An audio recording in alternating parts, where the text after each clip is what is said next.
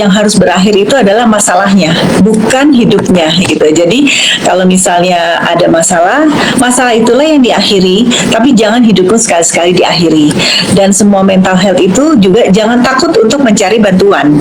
Dan ingat sekali ya, bahwa saat ini yang dirasakan bahwa oh sekarang saya stres, saya tersakiti, saya segala macam itu sebenarnya adalah di masa sekarang itu adalah sakit, tapi di masa mendatang itu adalah kekuatanmu, ketangguhan yang tadi dibilang itu tadi. Itu jadi sakit hari ini adalah kekuatan di masa mendatang. Gitu. Jadi jangan oh saya kok hidup saya begini, oh jangan, itu adalah yang menjadikan kamu menjadi tangguh gitu. Kalau kata pewayangan dulu itu adalah yang paling sakti siapa? Yang sudah digodok di kawah Chandra di muka kan. Kalau belajar wayang nggak tahu nih yang muda-muda nih. Jadi kan kalau misalnya saya dulu dikasih tahu sama teman saya, pernah suatu saya itu stres lah ya gitu. Oh stres banget gitu dari pas saya lagi kerja tuh di mana. Nah orang ini kebetulan saya lagu tuh di luar negeri, dia cuma ngomong, cuma satu kalimat yang membuat saya sampai sekarang tuh oh iya, dia cuma bilang the best gold itu adalah emas yang paling bagus adalah the one that has been cast by the fire. Jadi yang memang sudah dibakar itulah emas yang paling bagus. Kalau belum dibakar kan nggak jadi bagus. Jadi saya langsung oh iya ya. Jadi kalau kita sudah ditempa dengan banyak masalah, tempat itulah sebetulnya yang menjadikan kita orang yang memiliki value yang banyak gitu. Kalau dia dalam hidupnya tidak pernah merasakan seperti itu, ya akan menjadi pribadi yang kurang apa ya, menurut saya tuh ya itu tadi belum melalui banyak hal, dia belum banyak bekal seperti itu. Jadi kesakitan yang hari ini adalah kekuatan di masa mendatang. Kalau saya tidak melalui itu semua ya saya juga nggak bikin yayasan seperti ini kan, nggak kepikiran gitu lah. Justru karena saya sudah oh iya ya nggak enak juga seperti itu, dan saya memutuskan I have to be better not bitter. Jadi kalau kita melalui masalah itu jangan kita yang jadi yang kalah, tapi we have to be better bukan bitter. Ya itu tadi. Coba kalau saya nggak pernah melewati itu semua ya saya nggak kepikiran bikin seperti ini. Ya, itu tadi.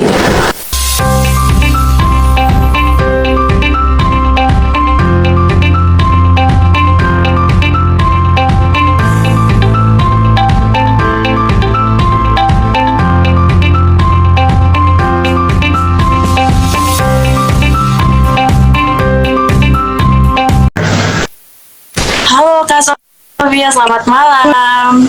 Selamat malam Mbak. Iya, gimana kabarnya Mbak? Baik, terima kasih. Gimana kabarnya Mbak? Alhamdulillah baik. Salam kenal ya, aku Marsha Kak. Oh iya Kak Marsha, iya gimana Kak? Iya, jadi aku tuh sedikit interesting nih sama backgroundnya kakak. Kan terkait di backgroundnya tuh pernah punya professional business experience nih. Terus aku tuh penasaran sama Kak Sofia, boleh ceritakan sedikit tentang bagaimana perjalanan kakak hingga bisa bergabung dengan lembaga atau yayasan yang berfokus sama mental kesehatan. Oh oke. Iya. Oke, jadi pertama mengenai yayasannya dulu ya. Jadi yayasannya ini kebetulan adalah yayasan yang memang dulu didirikan oleh keluarga besar saya, yang memang dia memang konsentrasinya itu fokusnya di bidang pendidikan wanita pada awalnya, kemudian menjadi pendidikan anak. Kami ini memang keluarga besar yang keluarga pendidik, jadi awalnya yayasan ini justru berdiri di Paris, Prancis. Karena penggagas sana itu namanya Yayasan Maharshi Berger Indonesia. Jadi awalnya itu adalah dari Prancis, yang mana dia memberikan beasiswa untuk Indonesia yang mahasiswa Indonesia yang kuliah di luar negeri. Nah, untuk di Indonesia sendiri kita dimulai pada saat waktu COVID, di mana banyak ada anak-anak di pedalaman yang kita perhatikan kok nggak punya handphone ya, dia nggak bisa belajar, juga mereka tidak bisa sekolah gitu, dan gurunya juga nggak ada di sana. Nah, jadi kita di sana mencari relawan yang sudah memiliki memiliki komunitas ya untuk belajar, tapi dia itu tidak memiliki sarana, seperti dia nggak memiliki buku, kemudian dia tidak memiliki alat tulis. Nah, itulah yang akhirnya kita sumbang terdahulu dengan catatan tidak dibantu oleh pemerintah, kemudian juga di situ sudah kegiatan reguler. Jadi awalnya yang itu kita konsen di daerah-daerah yang memang tertinggal. Itu awalnya di situ. Ya, kemudian kita meningkat dengan kesejahteraan guru-gurunya nih. Nah, guru-gurunya ini kan kalau di pedalaman mereka nggak ada penghasilan juga kan, bagaimana mereka bisa mendukung proses pembelajaran. Kalau mereka sendiri juga tidak cukup, jadi mulailah kita memberikan honor kepada guru-guru di pedalaman. Kemudian kadang-kadang ada yang sekolahnya nggak ada atapnya. Nah, itu kita berikan secara bertahap. Intinya kita memberikan bagaimana kita mendukung suasana belajar yang lebih baik supaya apa? Supaya anak ini kalau mereka memiliki bekal ilmu yang cukup, kita harapkan memiliki masa depan yang lebih baik gitu. Jadi anak itu tidak harus paling pintar, tidak harus berprestasi, kemudian dan sebagainya. Tapi yang penting adalah keinginan dia untuk maju saja sudah cukup buat kita untuk membantu. Nah, awalnya dari situ. Kemudian saya pindah di Malang pada waktu pandemi itu. Kemudian saya ini mulai melihat banyaknya kasus bunuh diri ya kalau yang di Malang ini ya. Ya benar. Jadi kasus bunuh diri ini dilakukan bahkan yang paling terkecil tuh anak kelas 3 SD kalau nggak salah. Dia tuh nggak bisa PR. Ya, itu makanya seperti itu sampai mahasiswa yang hampir tiap minggu, dan ternyata di Malang ini selama 2 tahun ini dia terus meningkat. Jadi kayaknya saya bilang, waduh kasihan sekali ini kelihatannya we have to do something nih seperti ini gitu loh. Walaupun karena biar bagaimanapun ini juga mempengaruhi proses pembelajaran kan gitu ya. Akhirnya kita mulai dari pencegahan bunuh diri supaya jangan ini jadi kayaknya supaya jangan bunuh diri dulu lah, gimana sih caranya. Nah, kita pelajari, ternyata mereka hanya butuh teman sharing. Nah, ada selama ini dari awal itu kita membuat hotline buat sharing. Selain buat sharing juga kita ada tempat, di mana tempat itu tempat yang memang isolated ya, terpencil, yang mana tenang, sehingga dia bisa kita tenangkan dari faktor-faktor yang membuat mereka tuh stres terlebih dahulu. Kemudian mereka mempunyai ada berbagai macam alasan mereka tuh stres ya. Ada karena masalah hukum, ada karena masalah memang psikolog, kemudian ada masalah keluarga, kemudian ada masalah spiritual, banyak gitu. Sehingga kita memiliki tim yang terdiri dari lawyer, psikolog, konselor, kemudian ada juga suster dan dokter. Karena kadang-kadang juga kok saya sakit seperti ini, terus kok saya jadi semakin stres setiap hari karena saya ini nggak. Nah, itu juga kita di situ. Jadi kita semua ini bergabung dengan yayasan sosial ini dengan kita tidak berbayar. Kita memang dalam jiwa yang sama untuk menyelamatkan generasi muda supaya tidak angka bunuh diri tidak lebih lagi. Nah, setelah kita kemudian melakukan hal ini, kemudian kita baru tahu, wah, sekali dia bunuh diri kita bisa selamatkan. Kedua kali, ketiga kali belum tentu dia tidak mengulangi. Itu kemudian kita menggandeng rumah sakit jiwa kerjasama dengan rumah sakit jiwa yang mungkin ahli dalam hal ini. Nah, kita membuat program penyuluhan kepada sekolah-sekolah supaya apa? Supaya mental health mereka itu bisa lebih baik. Jadi orang kan tidak langsung dia tiba-tiba bunuh diri. Dia pasti dari masalah mental health dulu. Dari mana? Dia stres dulu, depresi. Sebelum depresi dia apa dulu? Dia galau dulu, ya kan gitu loh. Dia galau, dia bingung. Nah, pada saat dia galau dan bingung ini sudah ada teman yang menemani, nah dia tidak akan menjadi suatu masalah kepada depresi, apalagi ngelit ke sana. Jadi kita mencegahnya tuh mulai dari awal sekali kita usahakan, tapi untuk yang memang sudah dia mau bunuh diri juga kita berusaha untuk menyetop dengan kegiatan yang seperti itu tadi, darurat ya, emergency. Jadi itu awal kenapa akhirnya kita memiliki program seperti ini. Oke, baik. Luar biasa ya Kak Sofia, karena punya benar-benar antusias banget untuk menolong masa muda atau remaja-remaja yang sangat miris ya, tepatnya apalagi pada saat pandemi ya, kejadian tersebut ya Kak ya. Nah, seperti data juga yang aku dapatkan, gangguan kesehatan mental atau depresi itu merupakan masalah kejiwaan yang rentan terjadi pada remaja. Nah, data di Indonesia menunjukkan sebanyak 6,1% penduduk Indonesia berumur atau berusia 15 tahun ke atas mengalami gangguan kesehatan mental yang seperti Kak Sofia sampaikan barusan ya. Lalu aku tuh ingin nanya, seperti kejadian tersebut itu apa saja upaya yang dapat meningkatkan pencegahan dan deteksi dini gangguan mental? Kan tadi ada yang terkait keluarga mungkin ya, atau memang psikologi, atau emang dia memang rentan dengan hukum. Itu pada umumnya yang seperti Kak Sofia lihat itu seperti apa? Apalagi tadi Kak Sofia sempat mention di daerah seperti Malang ya, yang barusan terjadi kejadian tersebut. Itu seperti gimana Kak? Jadi Mbak Marsha tadi nanya mengenai apa Mbak? Tadi ada selek nggak dengar? Oh, terkait upaya yang bisa mencegah terjadinya itu, terjadinya deteksi dini gangguan mental. Mencegah terjadinya kejadian dini gangguan mental ya. Nah, Iya. kalau misalnya berarti kita ini kalau mencegah untuk bagaimana kesehatan mental itu supaya bisa dicegah nih, jadi kita ada berbagai macam cara.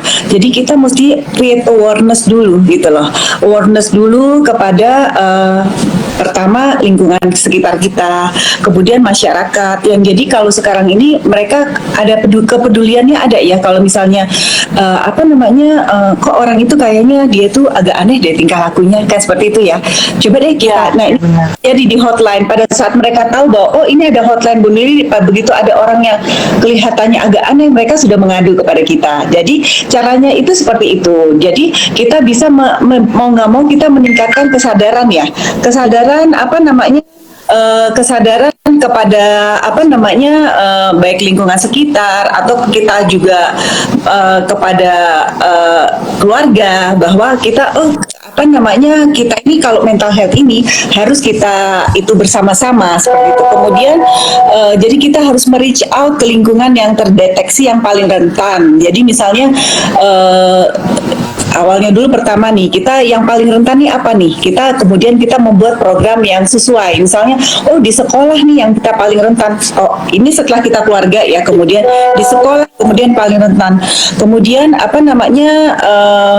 kita juga mempromosikan misalnya pada media yang sesuai. Misalnya kalau kita ke anak SMA, misalnya dia apa TikTok gitu ya. Nah, kita lewat TikTok itu juga ya. Jadi melalui media-media juga yang memang bisa di reach out sama mereka gitu loh. Jadi ini kan kita harus tersegmen ya. Jadi misalnya kalau buat anak SD misalnya apa ya, tentunya kita dengan kesehatan mental kita jaga juga kesehatan mental guru-gurunya, kemudian orang tuanya seperti itu kan.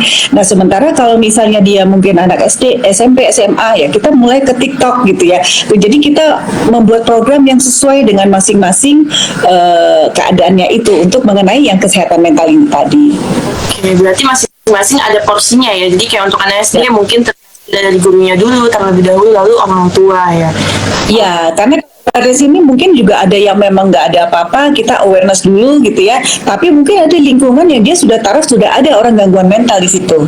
Jadi kan ya, nah karena itu kan memang kalau psikolog itu ada psikolog anak, psikolog remaja, karena penanganan mereka juga berbeda-beda. Sehingga program untuk awareness ini juga tentunya harus dibeda-bedakan supaya tepat sasaran. Oke, baik.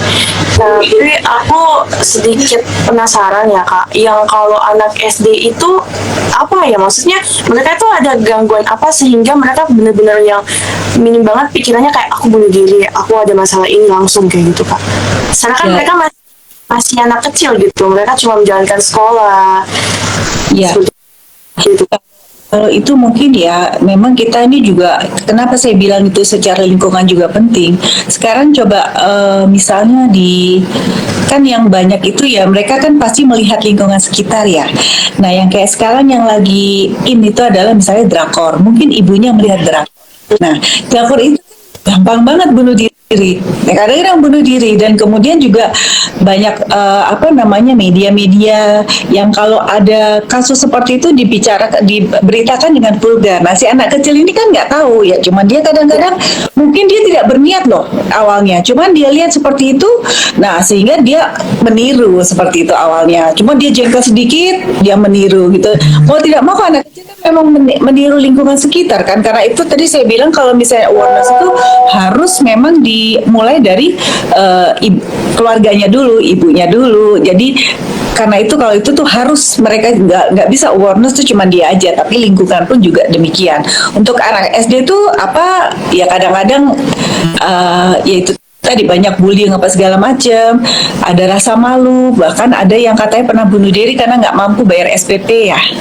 Nah, tuh, jadi memang itu keluarga tuh sangat penting. Karena itu kita juga kalau penyuluhan tuh tidak cuma sama orang, masih anak SMP ya, tapi juga adalah gurunya, kemudian petugas sekolah di sekitar dan keluarganya itu penting karena semua sebenarnya masalah di sekolah itu berawal dari keluarga.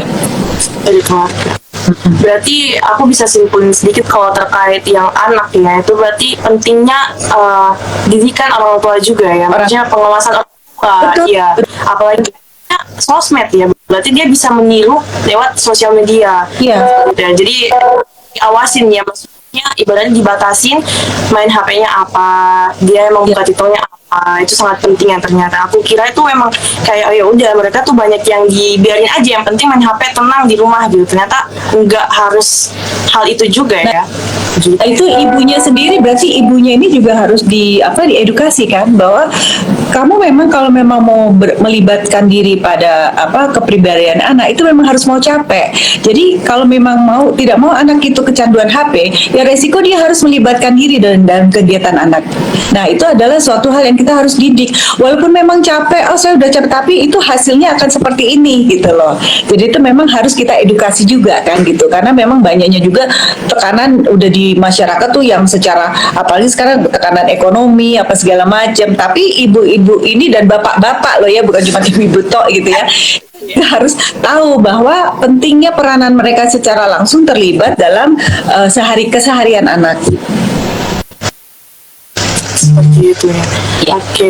Ini buat teman-teman nih ya yang ada adiknya ataupun anaknya gitu perlu pengawasan yang lebih dan cukup ya. Ya, dan lebih terlibat dalam perkembangan kegiatan anak ya. Walaupun cuman menggambar atau apa, tapi jangan dikasih handphone terus. Nanti kalau udah nanti kalau mereka tuh sekarang ini mereka suka biar saya nggak repot kasih handphone. Nanti kalau anaknya sudah kecanduan handphone, mereka yang marah. Padahal yang bikin kecanduan mereka sendiri kan gitu. Iya sih ya benar. Berarti emang di orang tua harus kejam ya Kak. Setuju nggak? Enggak juga. Ada program gitu. Menjadi sahabat anak.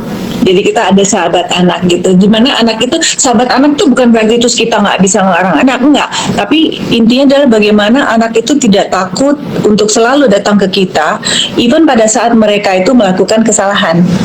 Jadi mereka tidak takut, tapi mereka datang ke kita dengan misalnya bertanggung jawab gitu loh. Itu bisa dididik. Contohnya nih, waktu saya dulu kecil gitu, habis mecahin piring gitu, nggak takut gitu. Tapi saya bawa piringnya, saya bilang ke orang tua saya habis mecahin piring nih, udah saya itu hukumannya apa. Jadi ngajar anak tuh juga berani gitu. Jadi nggak perlu takut, tanggung jawab aja gitu. Emang harus responsibel juga, apa yang kita buat walaupun salahnya tetap mengakui juga gitu, ngakuin kesalahan. Iya, betul. Oke, baik. Lalu aku penasaran juga nih Kak terkait yang ini yang relate ya, apalagi di lingkungan aku ya. Aku kebetulan juga masih mahasiswa, lagi menjalankan pendidikan di Binus University. Nah, itu aku lihat teman-teman aku apalagi zaman sekarang FOMO. Aku pengen nanya, FOMO itu masuk dari salah satu mental kesehatan enggak Kak? FOMO itu kalau ini ya, kalau memang ada orang bilang FOMO itu memang juga salah satu indikasi dari kesehatan mental gitu ya. Cuman diri punya tergantung. Jadi segala sesuatu di dunia ini kan yang sudah diperlukan itu sebenarnya kan balance ya. Kayak Bisa menjadi positif, bisa negatif tergantung yang mau melakukannya. FOMO, nih saya berbicara misalnya FOMO sebagai seorang businessman atau businesswoman gitu ya. Kalau misalnya kamu nggak FOMO, ya gimana bisa berkembang bisnisnya? Nggak tahu dong tren pada saat ini gitu. Tapi kalau pada remaja, FOMO itu hanya karena misalnya dia pengen supaya dianggap eksistensinya atau bisa masuk ke dalam satu circle pertemanan. Nah, itulah yang berbeda. Oke, berarti itu masuk dengan mental health juga dong ya, Kak?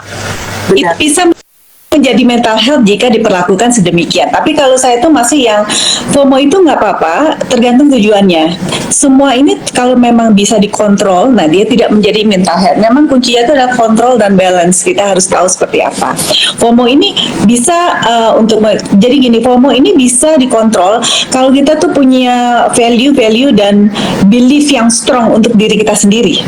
Saya maunya segini, saya ada tujuan, saya pengen tahu. Tapi sesudah saya tahu sampai di situ saya sudah cukup. Nah, itu seperti itu. Jadi kalau dia sebenarnya self controlnya tuh kuat, punya belief value hidupnya itu dia tuh kuat, nggak masalah FOMO.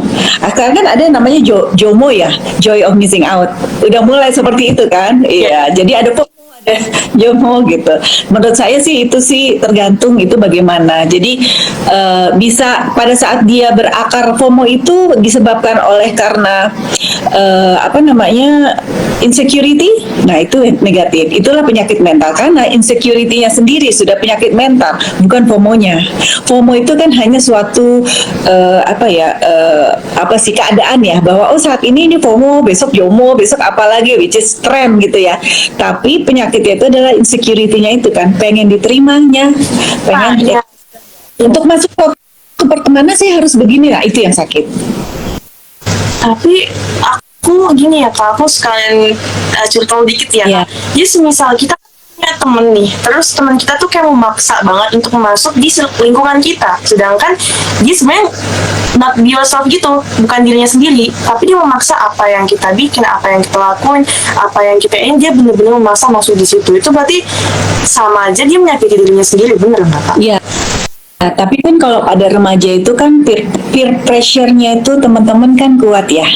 Nah, jadi inilah saya bilang itu. Jadi bagaimana tuh kita bisa mencegah seperti itu, mau tidak mau kita harus juga sama lingkungan sekitar tuh kita bilang jangan kita FOMO yuk gitu.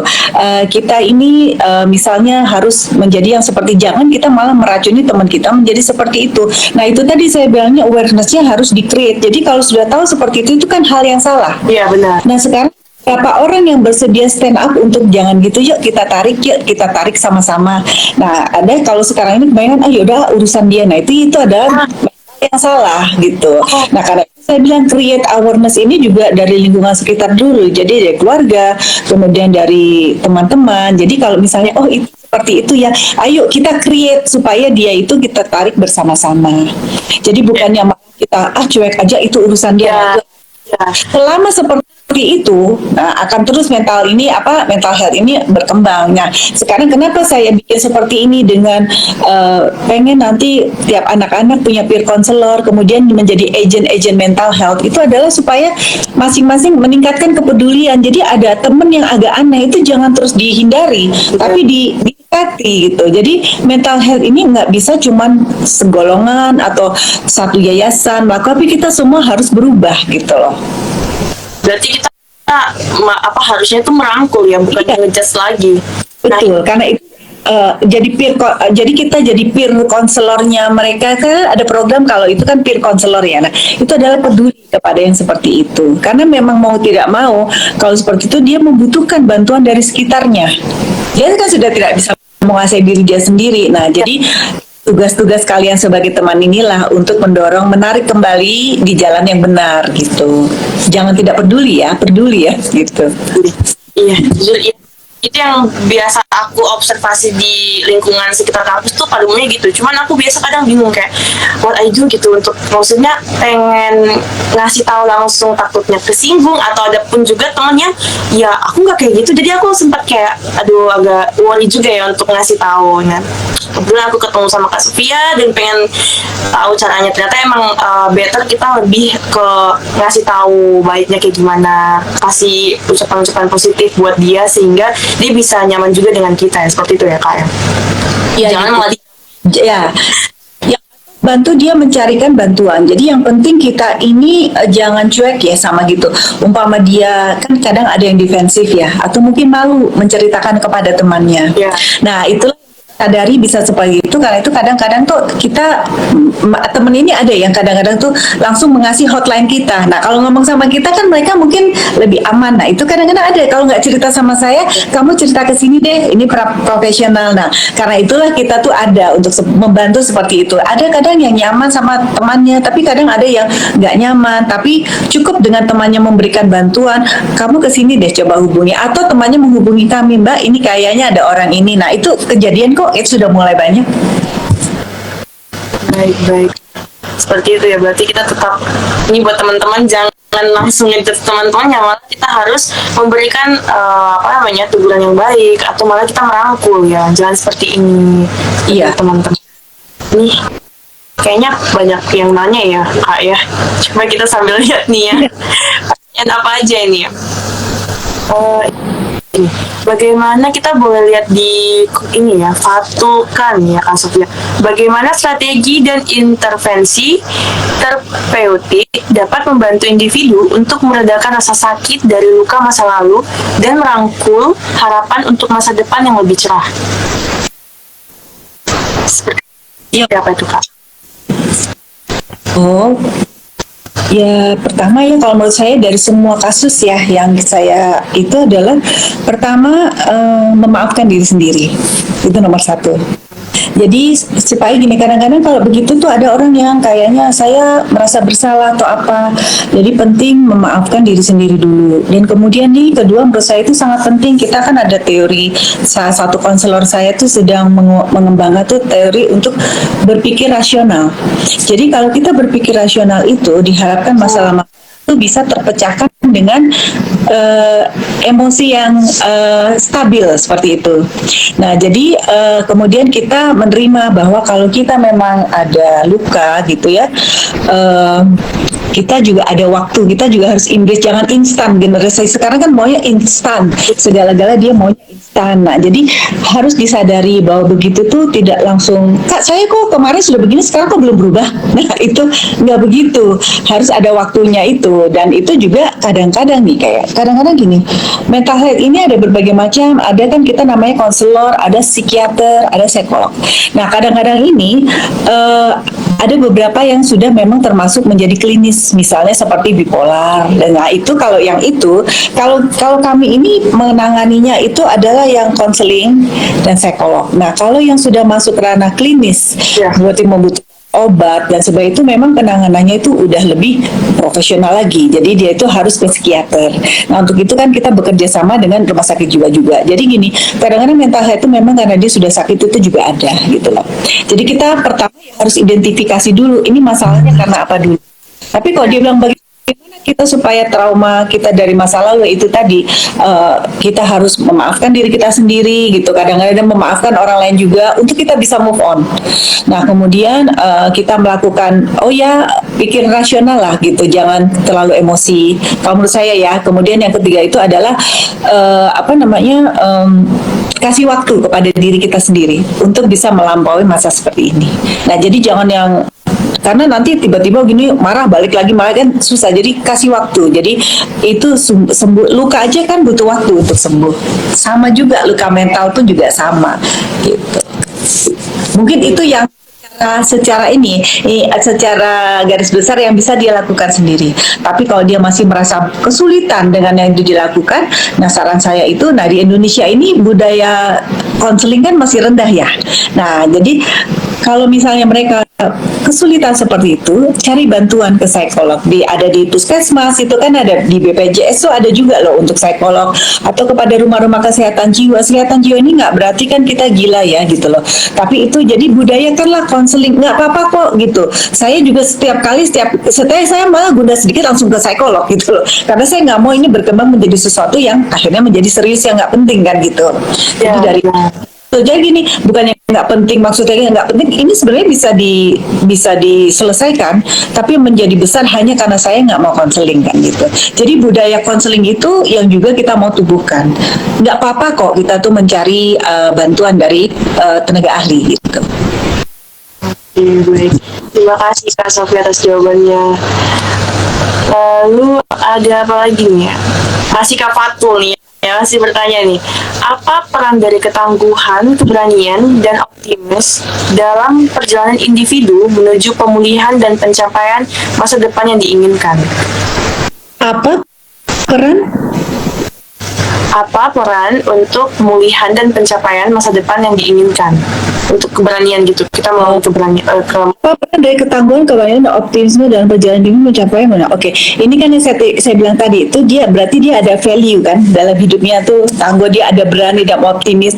Nah itulah yang penting sebenarnya untuk jangankan cuma pemulihan dan untuk pencapaian masa depan, untuk menghindarkan dari FOMO, untuk tetap di jalan dia, untuk mengetahui dalam hidup ini dia bertujuan mana. Nah value-value inilah yang memang sangat penting. Jadi penting banget untuk menjadi tangguh, kemudian dia menjadi berani, optimis, apalagi kalau misalnya dia dalam posisi melawan tren misalnya ya, atau dia melawan misalnya yang udah streamline gitu ya, itu penting sekali. Menurut saya itu penting, ketangguhan, keberanian, optimisme itu penting sekali.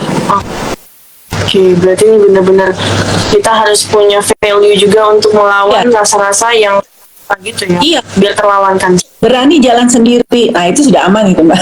Jadi semua orang misalnya trennya ke sana, tapi saya mau ke sana tuh karena saya mempunyai cita-cita seperti ini dan saya optimis bisa tercapai. Nah itu tadilah saya bilang, apa yang menghindarkan diri dari FOMO, yaitu tadi ya value-value seperti inilah yang sangat penting sebenarnya untuk dimiliki oleh generasi muda.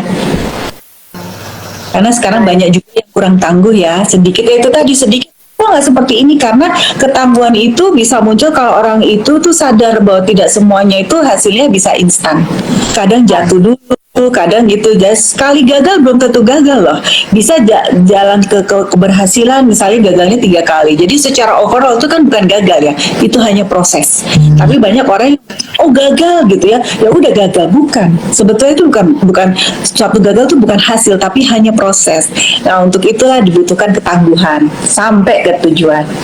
Berarti emang kita harus tangguh ya untuk menjalankan kehidupan ini. Maksudnya ibaratnya ya jangan karena gagal yang tadi Kak Sofia katakan bahwa kita udah nggak bisa ngapa-ngapain, tapi ya nikmatin prosesnya sampai titik penghasilannya itu ya. Ya kita harus punya value ya di diri kita harus punya value. Jadi apa yang misalnya orang mau bagaimana, pokoknya saya seperti ini. Jadi itu sangat penting buat saya, kita punya value seperti negara punya GBHN ya. Kita sendiri juga secara juga harus punya value dalam hidup kita mau seperti apa. Baik Kak, sudah dibahas jelas. Aku suka karena kan kehubung juga dengan maksudnya masa depan, mentalnya kita itu benar-benar nyambung gitu Kak, relate. Lalu ada yang nanya lagi nih, apa ya? Oke. Apakah dengan kita menjadi pendengar untuk teman yang sedang bermasalah, kita cukup mendengarkan saja atau gimana? Karena kadang sudah diberi saran tapi nggak diterima. Gimana nih Kak? Kan kadang kita juga kayak menguras energi nih, kayak aduh banyak yang chat kita, banyak yang curhat-curhat, ini berarti menguras energi kita juga. Gimana tanggapannya Kak Sofia? Ya, jadi gini, ada orang kan yang curhat ke kita itu kan bermacam-macam. Ada yang dia dengarkan, hanya didengarkan. Sebenarnya dia udah tahu kok kalau dia salah, tapi mungkin sebenarnya ada yang sudah tahu kok saya salah, tapi saya tidak mungkin misalnya merubah dengan begini. Saya cuma butuh didengarkan, itu ada. Kemudian ada yang memang dia mencari saran, itu juga ada gitu ya. Jadi menurut saya itu kalau memang dia curhat itu ya kita dengarkan saja, kemudian kita membantu sesuai dengan yang kita bisa tentunya. Kalau kita sudah nggak bisa ya silakan di refer ke tenaga yang lebih profesional gitu ya. Jadi kalau misalnya kita memang niatnya untuk membantu gitu, kita jangan sekali-sekali bahwa kalau saya kasih tahu kamu harus ikutin loh kata saya. Nggak segampang itu untuk orang yang mentalnya juga sudah down. Jadi kita harus sadari juga mereka kan bukan orang normal yang kalau saya bilang jangan belok situ karena di situ misalnya bahaya terus mereka nurut begitu aja kan nggak. Dalam kepala mereka kan lebih complicated ya. Jadi pertama dalam menerima curhat mereka kita juga harus sadari bahwa mereka ini udah complicated duluan. That's why dia curhat sama kita kan. Kalau dia nggak bludrek itu mungkin dia nggak curhat sama kita gitu loh. Kemudian masalahnya apa namanya? Oh kok tidak langsung dilakukan ya? Orang kan macam-macam ya kalau tahapnya seperti itu ada denial dulu. Ya. Dia sendiri kan menerima keadaan yang saat ini dia apalagi disalahkan sama orang lain kemudian disuruh begini tambah salah itu lagi jadi kitanya memang harus lebih mengerti. Terus kemudian kalau misalnya memang menguras energi ya jadi kita tuh memang harus tahu limit kita sendiri ya kadang-kadang kalau kebanyakan orang curhat atau kebanyakan kita memang menguras energi jadi kadang-kadang tuh kitalah yang harus pintar untuk oke deh gimana caranya mengaturnya seperti itu memang di mana-mana gitu itu kan energi negatif ya. Kalau energi negatif itu pasti ya, karena itu biasanya kalau teman saya psikolog tuh ngomong, aduh kalau udah ini saya curhat tuh saya pengen apa menenangkan diri dulu 1 hari saya nggak mau praktek ya seperti itulah detox lah ya istilahnya. Ya benar. Emang begitu. Ini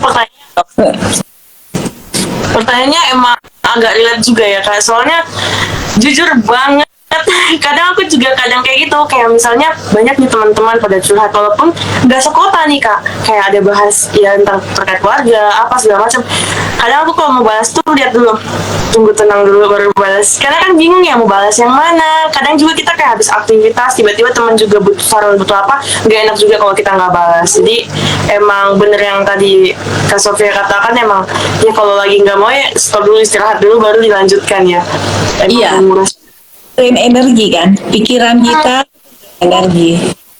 benar. Apalagi yang ini ya? Kayaknya ada yang nanya ini di luar sih kak ya atau topik banget.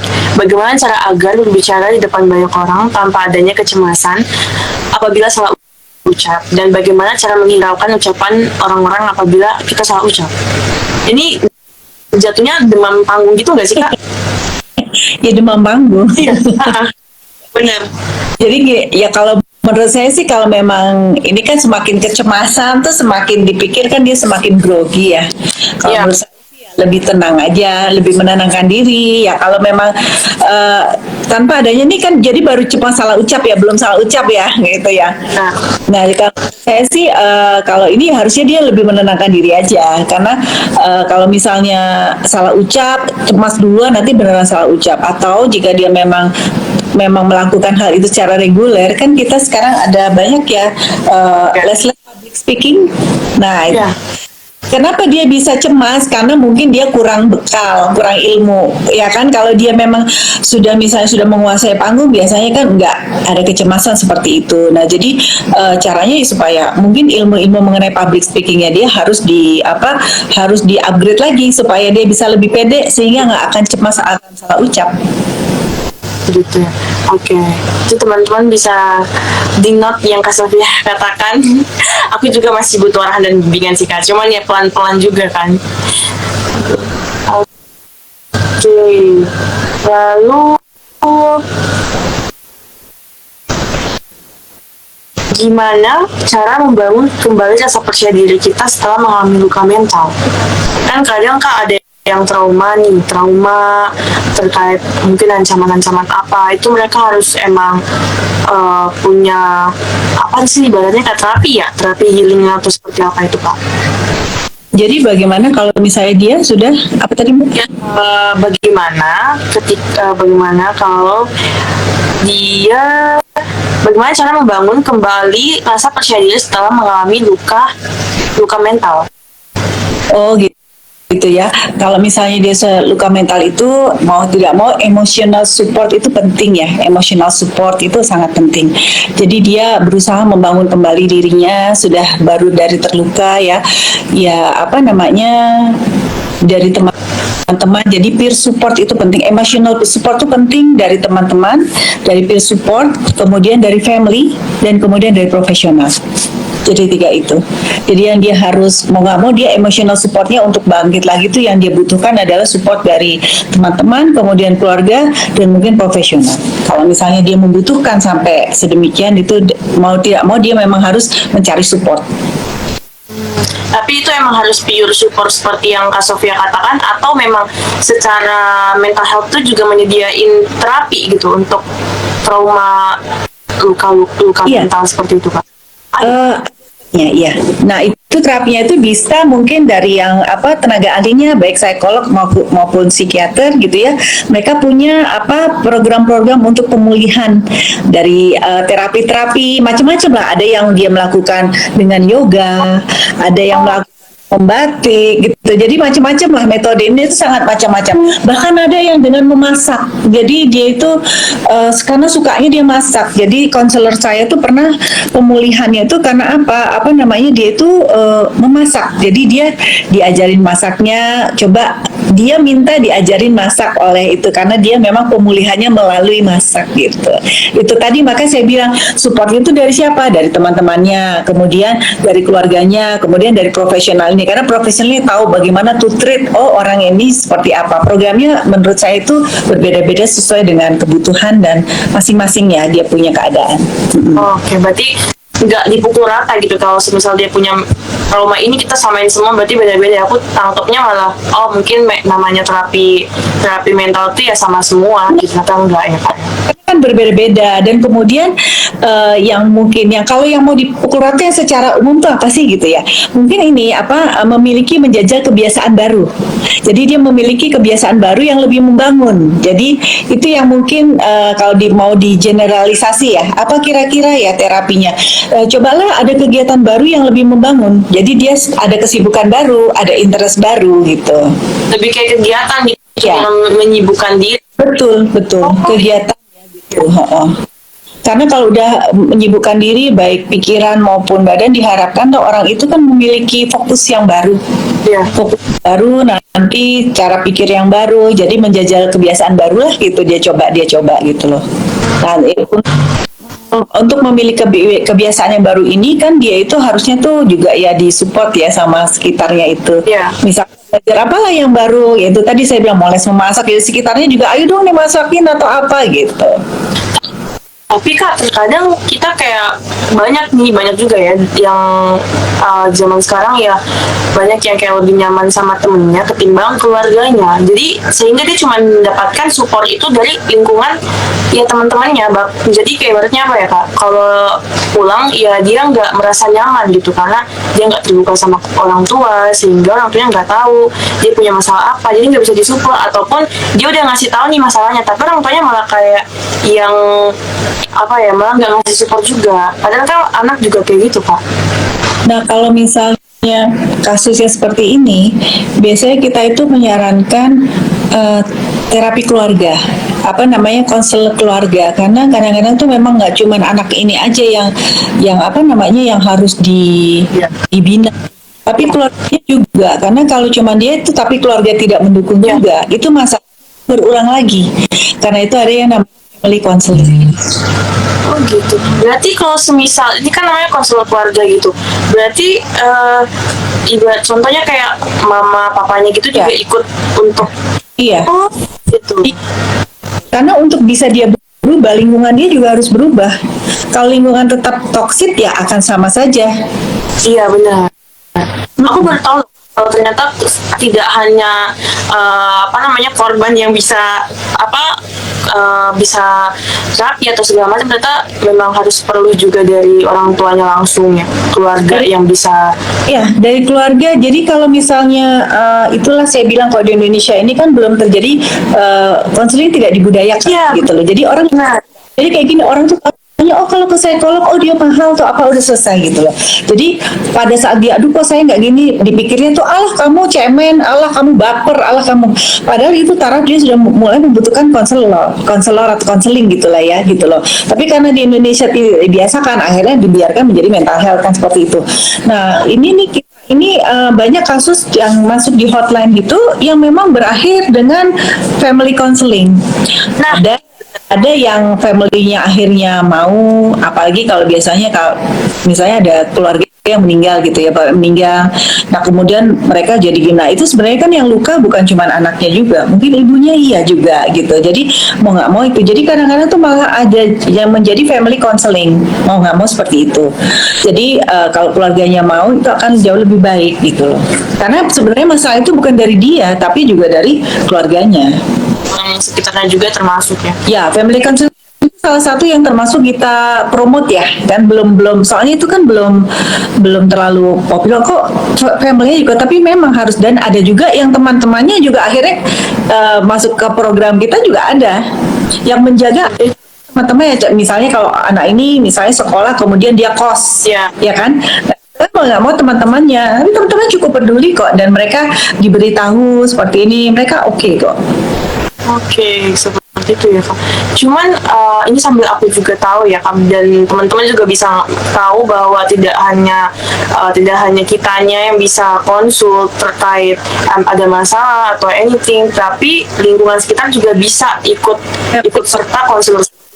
Nah, kan tidak semua orang tua itu kita bisa menerima kayak mah nanti kita ikut ke sini gitu, atau memang langsung dari pihak yayasan yang memberitahu ke orang tua langsung. Kan kadang orang tua tuh kayak masih ngajak kita anak kecil nih ya Kak, jadi kayak apaan sih nggak usah gitu. Tapi kalau ketika orang yang lebih profesional atau emang bidangnya di situ, pasti dia bakal kayak nerima. Itu emang dari yayasan yang ngasih surat Kak atau gimana Kak? Oh enggak sih, biasanya harus kan kalau begitu tuh dia harus bersedia ya, nggak ada penolakan. Jadi biasanya yang ngomong langsung, nanti orang tuanya bersedia, atau istrinya yang ngomong ke suaminya, nanti suaminya menyadari dia seperti itu, atau minimal mereka setuju. Kita kan nggak bisa juga masuk ke dalam rumah tangga orang ya, gitu internal ya. Dan kita juga nggak bisa kan maksa orang gitu. Jadi mereka ayo deh, atau misalnya saya nggak merasa ada masalah tapi saya mau kok temenin kamu konseling, itu udah cukup. Nah jadi mereka nanti berdua kita ke depan konselor, baru dibilang-bilang seperti ini, akhirnya mereka sekarang ikut program gitu loh.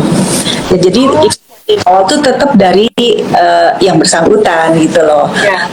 Kok ini kemudian harusnya begini karena seperti ini. Nah biasanya mereka langsung nanti datang ke konselor kita, terus mereka tanya apa betul saya ini, karena kadang-kadang juga ada yang nggak sadar juga bahwa dia itu sebenarnya iya ada sakit.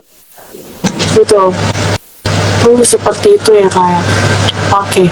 Terus aku tuh masih kurang tahu Kak, kalau yayasan seperti ini aku juga baru tahu gara-gara lihat backgroundnya Kak Sofia kan, dia kayak setelah kayak oh ada yayasan seperti ini. Nah di situ tuh emang disediainnya memang masih di Malang ya? Oh iya, pada saat ini di Malang. Ya pada memang karena saya mulai di Malang, cuman sekarang kita mulai untuk mencari volunteer psikolog kemana untuk di Jogja. Jogja. Berarti emang Kak Sofia ini memang fokusnya emang pada daerah-daerah yang memang masih jauh dari edukasi dari kota juga seperti itu ya Kak? Kalau emang ke Malang karena Simply kemarin kan Malang sempat malah jadi kota bunuh diri kan. Jadi orang dari luar kota datang ke Malang buat bunuh diri kan. Dia sebagai warga kok begitu amat gitu, saya kasihan juga gitu, awalnya sih dari situ gitu loh. Nah jadi mungkin di tempat-tempat lain mungkin saya sih belum gitu ya, kita kan di depan di Malang, kemudian di Jogja karena kita memang yayasan kita basicnya tuh di Jogja gitu loh. Jadi kita rumah base camp itu di daerah-daerah itu. Jadi kita umpama nanti butuh nih ada yang dievakuasi gitu ya, itu kita ke rumah itu untuk kita bisa tenangkan di situ. Itu kita juga evakuasinya juga kita kerjasama sama Kodim dan Polres setempat ya. Iya. Karena kan itu juga perlu ya. Perlu, karena kita nggak bisa juga ngambil orang kita bawa, nanti yang tidak terima nuduh penculikan dan sebagainya gitu. Tapi kalau kita aparat gitu. Jadi itulah kita pentingnya bekerja sama, berkolaborasi dengan banyak badan supaya program ini bisa jalan. Karena program ini sebenarnya banyak ya, online psikolog itu kan kalau kita lihat banyak kan. Tapi mereka cuman kerja sedikit-sedikit. Jadi bukan sedikit-sedikit, maksudnya sendiri ya.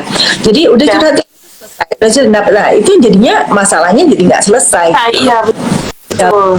Kalau ini makanya terintegrasi. Jadi kalau misalnya pun gini, kalaupun misalnya kita ada tindakan, misalnya gini, oh ini ada saya melapor seperti ini, itu kita juga ada yang tim survei lapangan mensurvei, benar nggak sih seperti itu? Karena harusnya misalnya masalah seperti ini bisa dikoordinasikan dengan RT RW setempat. Kita kan juga memberitahukan ada wargamu loh yang seperti Ini, iya. Betul. Jaringan yang melekat. dan kita kerjakan sendiri tuh nggak bisa seperti itu. Iya benar sih Kak. Berarti untuk sejauh ini yayasannya Kakak itu emang ada di Malang sama Jogja. Lalu kalau untuk luar kota ingin konsul gitu berarti emang bisa via online juga ya? Bisa kalau misalnya kita sekarang yang online ini kita bahkan menerima ada dari Cina, dari Korea, ya dan dari Inggris, ya. Jadi mereka memang online ya, mungkin warga Indonesia di sana gitu kan mereka juga bingung cari bantuan kemana gitu. Boleh karena kalau online itu kan bisa dari mana aja. Iya sih, keren sih Kak. Sumpah aku suka banget liatnya karena kayak benar-benar kayak peduli banget sama masyarakat yang sekarang emang rentang banget untuk yang kasus-kasus bunuh diri. Itu benar-benar perlu banget dengan edukasi seperti ini Kak. Makanya aku kayak agak wow seru nih gitu. Tapi selain sejauh itu kan banyak yang mungkin teman-teman juga penasaran terkait biaya atau apanya tuh seperti apa? Apakah emang dia konsulnya tuh bertahap kah? Ada biaya pendaftaran tuh seperti apa Kak? Nggak ada ya. Semua tuh memang program sosial, saya didukung juga oleh banyak tim yang juga berjiwa yang sama, jadi kita memang gratis, semuanya gratis. Kecuali jika dia sudah dirujuk sebagai klinis gitu ya ke pemerintah, rumah sakit jiwa itu, nah itu kita biasanya mintakan BPJS. Karena kan terus ada obat dan sebagainya gitu ya. Tapi kalau konsul penyuluhan sampai saat ini kita gratis. Keren banget Kak. Itu buat teman-teman jangan sampai karena biaya ya, terkendala biaya kita malah kayak menunda untuk konsul nih, untuk kesehatan mental diri sendiri pun kadang kita agak sedikit pelit nih. Jadi teman-teman juga harus beranggapan bahwa tidak semuanya hal-hal program seperti itu berbayar. Ya keren banget sih. Itu ada ininya nggak Kak? Apa namanya? Ada sosmednya nggak Kak? Ada di Instagram di Mahar Susenberge, kemudian underscore sehat jiwa. Nama programnya itu adalah Malang Kaya Sehat Jiwa. Jadi kita mau dia juga sehat jiwanya ya. Keren banget sih Kak. Nanti aku ntar bakal share juga sih buat teman-teman ya akunnya Kakak boleh ya. Ya. Akun yang tadi itu buat teman-teman biar tahu nih bahwa tidak semua itu emang harus kayak aduh dah pendam sendiri deh. Memang harus pentingnya yang memang harus konsul ya, memang biar pemulihannya lebih cepat gitu ya. Iya. Kita konsul itu tidak terbatas yang harus kasus berat enggak. Kadang yang paling ringan cuman Kak saya besok mau ujian kok saya rasanya nervous ya sakit perut itu juga ada. Iya, apakah itu sampai dibawa untuk konsul juga? Tapi bagus karena dia berani ngomong kan gitu. Aduh saya kok sakit ternyata terus besoknya dia mau ujian dan selama ini dia tuh nilainya jelek jadi dia takut dicemooh teman-temannya. Nah itu ya seperti itu. Jadi kan percaya dirinya harus dibangun ya gitu kan. Kalau gitu kan apa sih cemen gitu. Tapi ada yang begitu. Itu dari Surabaya. Oh alah, ya ampun itu lucu banget sih Kak karena dia bener-bener berani speak up gitu dengan hal sekecil itu. Jadi buat teman-teman yang ada masalah emang kayak trauma atau pernah buat masalah kan banyak ya, maksudnya kita nggak tahu privasi orang masing-masing beda-beda. Jadi jangan takut untuk ngomong, apalagi kan terkait mental health itu sendiri. Jadi takut ngomong sama orang tua atau takut sama temen, ya udah kamu konsul aja gitu. Nah, paling benar tuh konsul sama konselor gitu ya Kak ya.